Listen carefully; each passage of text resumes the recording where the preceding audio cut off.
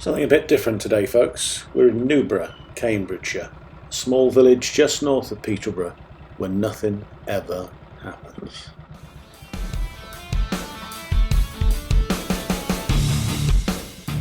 There's a neat village sign, a phone box full of books, and on a Sunday people mow their lawns. But Newborough has a hidden history, one which most of the residents don't even know about. People walk and drive and cycle past the remnants of this every single day. Come ride with me and I'll explain all about it.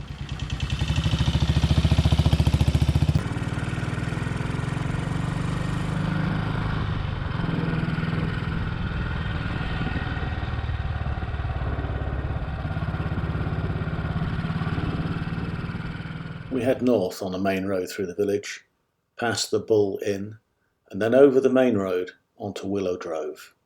The sign here says dead end, but it isn't. You can get all the way through to the northeast to Crowland on this road. Let's go.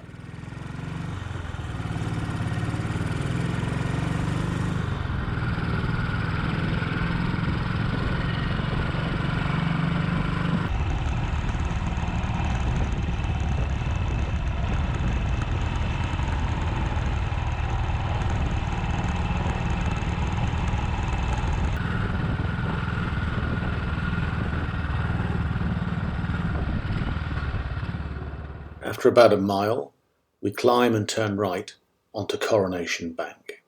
On our left, about 300 metres away, is the River Welland. But between the river and where we're riding is an area of low ground known as the Crowland High Wash. There are no houses here.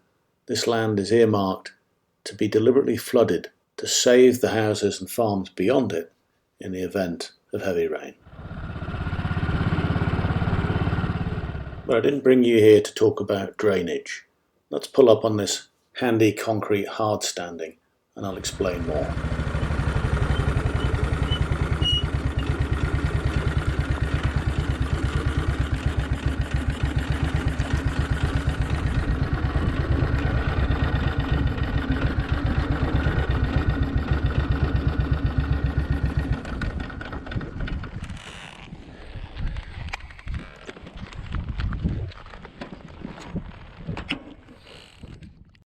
Let's walk down this bank and see what we can see. This is a concrete pillbox designed for light infantry using rifles and Bren guns. And it's not unique, it's just one of hundreds of similar structures which were woven together into a complex network known as the GHQ Line. This pillbox is part of the Homeland Defences built in 1940. It enjoys an excellent view and a field of fire from where it's located to that bank you can see in the distance, which is the River Welland. 4 miles west of here is the town of Market Deeping, and this pillbox forms a link in a chain which goes from Market Deeping all the way to Cambridge, then south to London, and then west to Bristol. Now once you know what these pillboxes are for, and once you know that they're linked, and there's some sort of plan behind where they're located, you'll start to see them everywhere. Let's go and look at a few more. And let me explain a little bit about the bike I'm on while we get to the next pillbox. I'm riding a 1941 Matchless G3L WD, and they were used by dispatch riders during the war. It's good for about 50 miles an hour these days and has 13 brake horsepower. It's really nippy and manoeuvrable, and great for rough roads like this.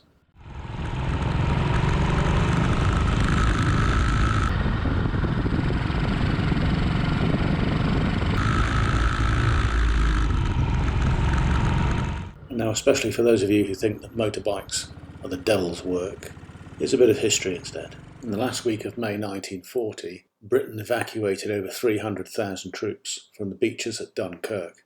But although the men were got off successfully, all of the heavy material and armour was left behind. This gave General Ironsides, Commander-in-Chief Home Forces, a wicked problem to solve, with invasion barges filling up in the continental ports and German airborne troops and paratroopers stepping up their training. How do you defend an area as vast as southern England without a mobile heavy force that can move quickly to the point of battle? Well, the short answer is you can't. You're screwed. So what Ironside decided to do was to establish a stop line where the enemy forces on their likely axis of advance could be brought to a halt while reinforcements could be brought up to engage them. And this is the GHQ line.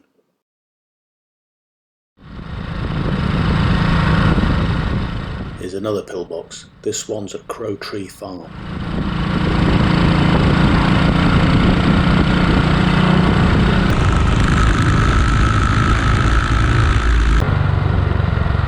And now we turn left onto north, across the bridge at Speechley's Drove.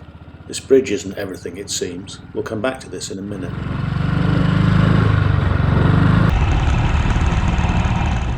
And now at Pank's Farm, a pillbox so well hidden that I sailed straight past it. Did you see it?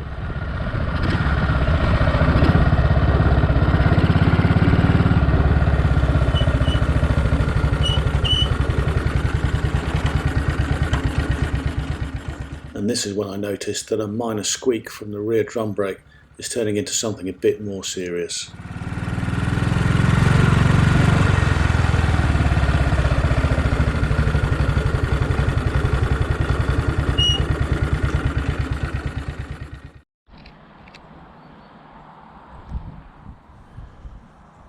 And as we examine this pillbox, we see another one further away in a more exposed position in the middle of Newborough Fen. Back down the road at the bridge that leads into Speechley's Drove, this large concrete block just to the left of the bridge is a tank obstacle. This would have been lifted up and placed in the road to bar the way. It is absolutely enormous. If we look closely at the bridge itself, this isn't everything it appears either, because on the far side of the arch, on the south side, you'll see a small hole. These are repeated on the other side of the bridge too. These holes are for demolition charges, so the bridges can be blown and denied to the enemy.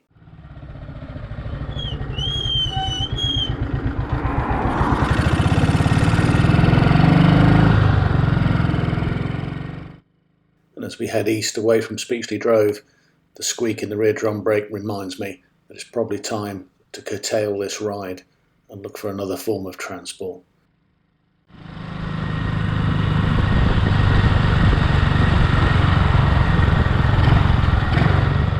As I cross the A16, dodging the modern traffic, it occurs to me that my next video is almost certainly going to be how you replace the linings in rear drum brakes on a Matchless.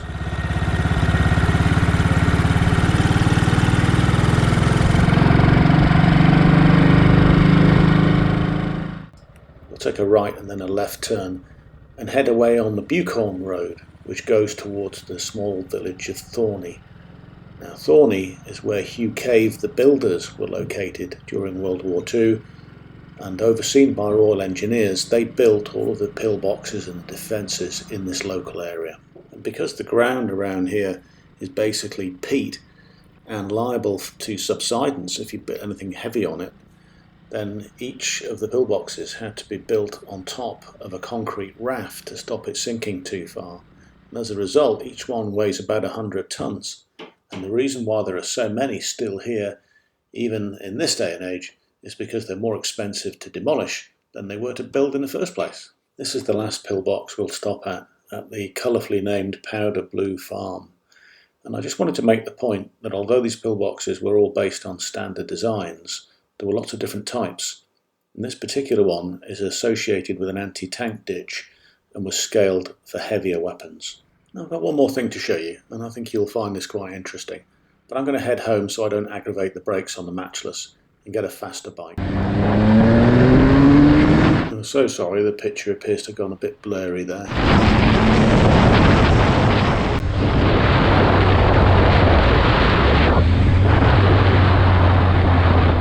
Midway between the villages of Eye and Thorney, we turn right onto south and go between quarries.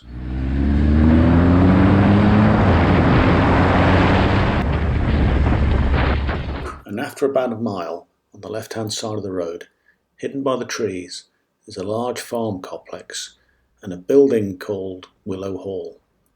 and Willow Hall was identified by the German Airborne Division from reconnaissance photographs and nominated to be their headquarters after the invasion.